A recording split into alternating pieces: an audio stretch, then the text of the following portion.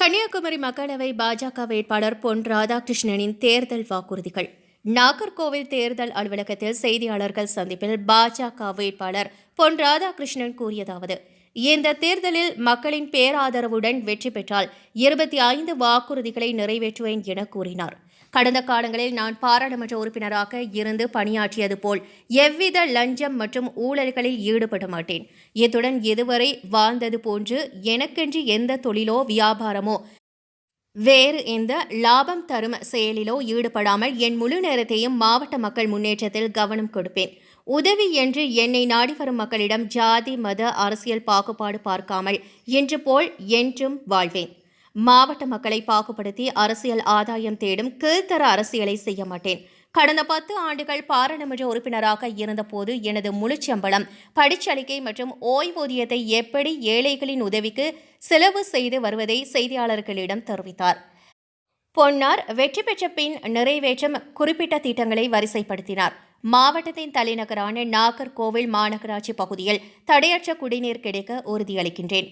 நீர்நிலைகள் தூர்வாரப்பட்டு நீரின் கொள்வனவு அதிகரிக்கப்படும்.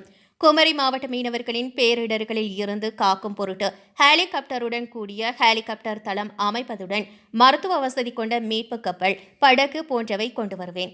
ரப்பர் விவசாயிகள் மற்றும் தொழிலாளர்கள் பிரச்சினைகளை தீர்ப்பதுடன் ரப்பர் சம்பந்தமான தொழிற்சாலை அமைக்க பாடுபடுவேன். பெண்களின் தொழில் முன்னேற்றத்திற்காக தனி கவனம் செலுத்தப்படும். தேங்காய்பட்டினம் மீன்பிடி துறைமுகத்தை பாதுகாப்பான முறையில் அமைக்க தற்போது மீன்வளத்துறை மத்திய அமைச்சர்கள் ரூபாலா மற்றும் எல் முருகன் ஆகியோர் மூலம் முயன்றேன்.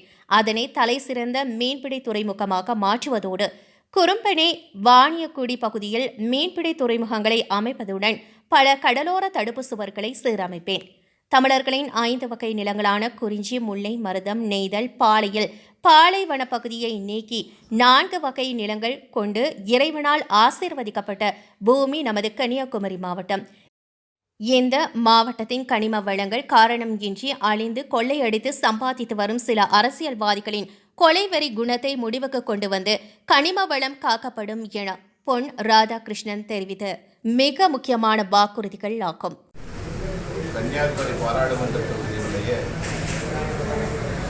தேர்தல்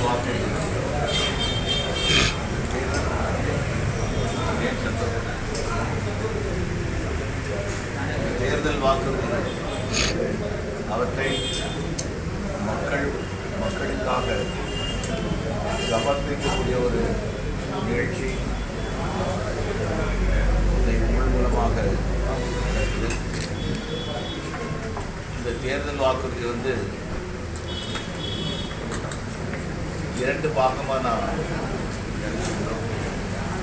ஒரு பாகம் தனிப்பட்ட என்னுடைய உறுதிப்பாடு, ரெண்டாவது